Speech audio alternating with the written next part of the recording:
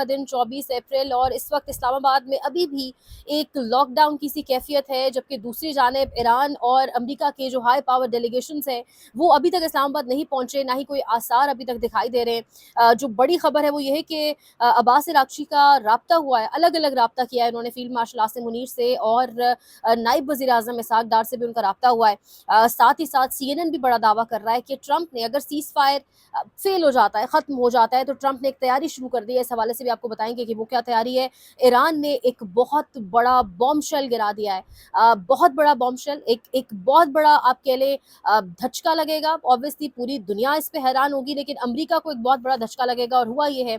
इसी से आगाज़ कर लेते हैं। एक इंपॉर्टेंट खबर और भी है जो आगे चलकर आपको बताएंगे। पाकिस्तान की सियासत, पाकिस्तान की अंदरूनी मामलात के लिए बहुत इंपॉर्टेंट खबर है, इमरान खान के हवाले से है।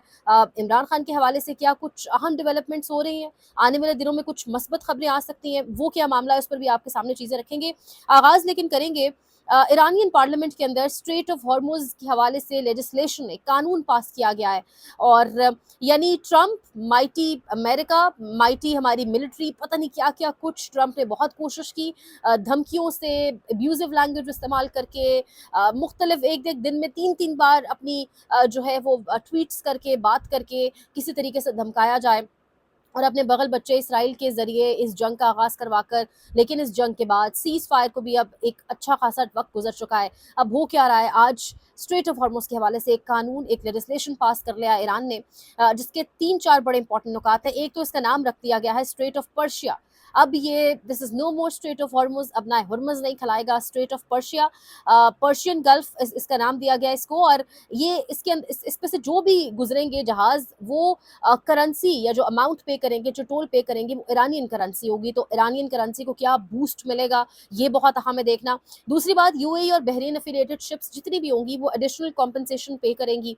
तो उन तमाम खलीजी ममालिक के लिए जो अपनी सरजमीन इस्तेमाल करने देते रहे ईरान के खिलाफ, उनके लिए भी एक बड़ा अहम मैसेज है। साथ ही साथ एक और बड़ी इंपॉर्टेंट चीज़ है, permanent ban on Israeli vessels and ships, और उसके साथ साथ उन ममालिक के ऊपर भी इसराइल की पर तो एक पक्का बैन है, लेकिन वो ममालिक जिन्होंने सैंक्शंस लगाए ईरान के ऊपर, जो एक मुश्किल वक्त में ईरान के खिलाफ ही खड़े रहे हमेशा, उनके लिए भी बाकायदा तौर पे एक इजाफी टैक्स है जो ईरानियन करेंसी के अंदर पे किया जाएगा। ये जो एक खबर है, क्योंकि स्ट्रेट ऑफ हॉर्मुज़ खोल दिया था ईरान ने, नेवल ब्लॉकेट नहीं हटाई यूएसए ने, ट्रंप ने कहा इन्होंने स्ट्रेट ऑफ हॉर्मुज़ खोल दिया, इससे तो इनकी इकॉनमी बड़ी बेहतरीन हो जाएगी। तो फिर अब ईरान ने एक नया कानून पास कर लिया है, और ईरान ने ये बता दिया आपको कि ये सारी कहानी है। अब्बास इराक्ची ने राब्ता किया है, आसिम मुनीर से उनका अलग से राब्ता हुआ है, फील्ड मार्शल से, और नायब वज़ीर आज़म से अलग से राब्ता हुआ है।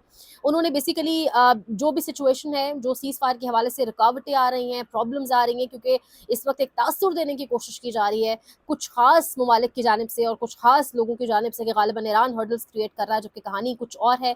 तो उन्होंने वो क्लैरिटी भी दी होगी डेफिनेटली, गुफ्तगू के दौरान मज़ीद तफसीलात निकल कर सामने नहीं आई, लेकिन राब्ता ज़रूर हुआ है। इसके साथ साथ उन्होंने ये भी कहा है कि अगर कोई प्रपोजल सामने नहीं आता स्ट्रेट ऑफ हॉर्मुज़ के हवाले से, उन्होंने ये भी कहा है कि वो ब्लॉक्ड ही रहेगी जब तक 11 जो ट्रिलियन डॉलर्स हैं वो जो फ्रोजन एसेट्स हैं ईरान के, उनको रिलीज़ नहीं किया जाता। और अगर कोई प्रपोजल सामने नहीं आता यूएस की जानिब से, तो अगले 48 घंटों बाद ईरान ये कह रहा है कि हम सीज़ फायर समझेंगे ख़त्म हो चुका है।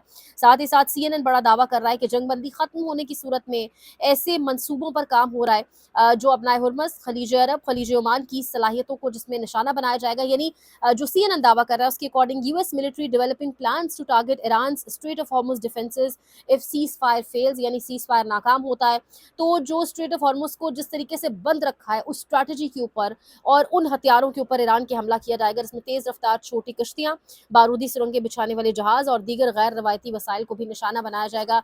यूएस अफोर्ड कर सकता है ये वॉर या नहीं, ये बहुत इंपॉर्टेंट है, ये बहुत ज़्यादा अहम है। शुरू से एक ही बात है कि ट्रंप अगर 24 से 48 घंटे सिर्फ अपना मुंह बंद रख ले, तो मेरे ख्याल से दुनिया के हालात बहुत बेहतर हो सकते हैं।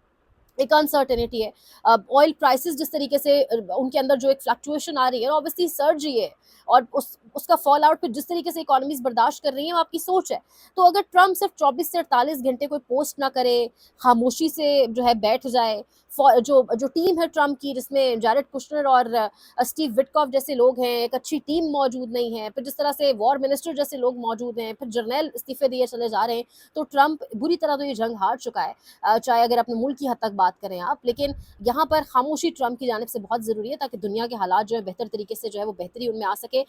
जो बड़े बड़े तज्ज़ियाकार हैं वो अभी भी ये तज्ज़िया कर रहे हैं, वो ये कह रहे हैं कि अगर ये क्राइसिस सॉर्ट हो भी जाता है, हालात बेहतर हो भी जाते हैं, तो जो मिडल ईस्ट का एक ऑर्डर है पूरा, जो गल्फ का पूरा एक ऑर्डर है, जो दुनिया का पूरा एक ऑर्डर है इनफैक्ट, वो बदलेगा और Iran will take the most out of it. Iran जो है वो बहुत ज़्यादा इसमें से कामयाबियां समेटेगा और उसी के नतीजा हम देख रहे हैं कि आज स्ट्रेट ऑफ हॉर्मुज़ का नाम अब स्ट्रेट ऑफ पर्शिया होगा और एक नया कानून भी सामने आ चुका है।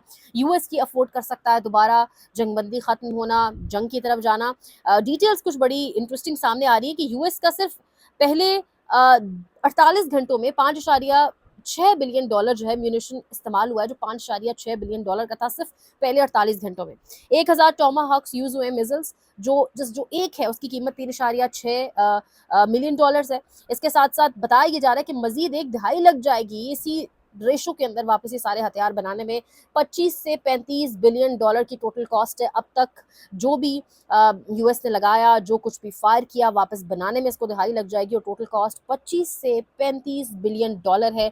ये उस मुल्क के खिलाफ है जिसको कुछ भी समझा नहीं जाता था, जिसको ये समझा जा रहा था कि सुप्रीम लीडर को शहीद कर दिया जाएगा तो गालिबन रेजीम चेंज हो जाएगी, बूट्स ऑन ग्राउंड हो जाएंगे, जिस तरह दिल करेगा ईरान को चलाएंगे, पता नहीं क्या कुछ होगा। लेकिन उस मुल्क के ऊपर इतना पैसा, इतना हथियार लगाने के बावजूद ईरान आज स्ट्रेट ऑफ हॉर्मुज़ बंद किए बैठा है और अपने मुतालबात पर, अपनी कंडीशंस पर दुनिया के सबसे बड़े सुपर पावर को टेबल पर लाने की कोशिश कर रहा है। कोशिश भी नहीं कर रहा, खामोश बैठा है। दूसरी जानिब से बार बार आई ब्लिंक होती है और हम देखते हैं कि एक बेताबी है कि जल्द से जल्द जो एक मायदा है वो हो जाए।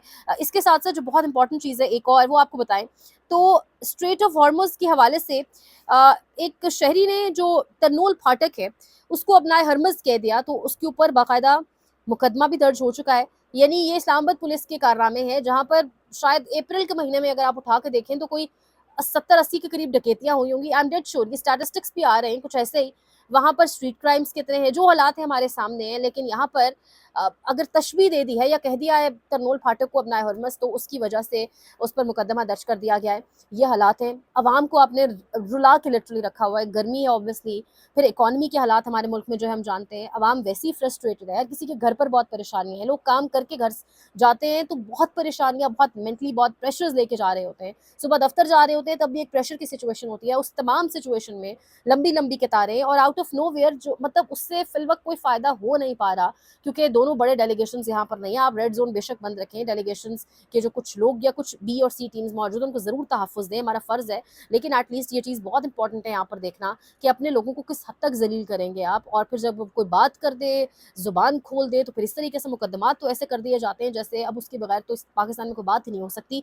इमरान खान के हवाले से बात करेंगे। पाकिस्तान की पॉलिटिक्स हमेशा एक ही स्टेटमेंट रहा है मेरा कि अगर आप बाहर जितनी इमेज बिल्डिंग कर लें, उसका फ़ायदा आपको मुल्क के अंदर तब होगा जब आपके मुल्क के अंदर पोलराइजेशन कम से कम होगी, लोगों को तहफ़्फ़ुज़ मिलेगा, लोगों को यकीन होगा अदालतों के ऊपर, लोगों के सामने बेसिकली आपका इमेज अच्छा होगा। बाहर इमेज बिल्डिंग करने से, अच्छा इमेज पोर्ट्रे कर देने से कुछ नहीं होगा। सो ये गुफ्तगू सामने आ रही है। ये असदुल्ला खान साहब कह रहे हैं कि इमरान खान कि वो कह रहे हैं मैं खबर की बुनियाद पर, वो ये नहीं कह रहे कि ये मेरा तज्ज़िया है, वो कह रहे हैं मैं खबर की बुनियाद पर कह रहा हूँ कि पीटीआई क़यादत ने लियाकत बाग का जलसा कैंसिल करने के बदले में कुछ इसलिए नहीं मांगा क्योंकि वो ये यकीन रखते हैं कि इमरान खान के लिए कुछ बेहतर हो रहा है या होने के इम्कानात हैं। वो कॉन्फिडेंट हैं कि इमरान खान के लिए आइंदा चंद हफ्तों में कुछ बेहतर खबरें होंगी और इसके लिए बहुत ज़रूरी है कि नहायत खामोशी रखी जाए। असदुल्ला खान साहब कह रहे हैं, ये वही सहाफ़ी हैं जिन्होंने इमरान खान के हॉस्पिटल विजिट के हवाले से, आंख की तकलीफ के हवाले से कि वो CRVO नामी बीमारी में मुब्तला एक कंडीशन में, सबसे पहले खबर दी थी जब फैमिली को भी यकीन नहीं था। वही कह रहे हैं कि मैं खबर की बुनियाद पर कह रहा हूँ,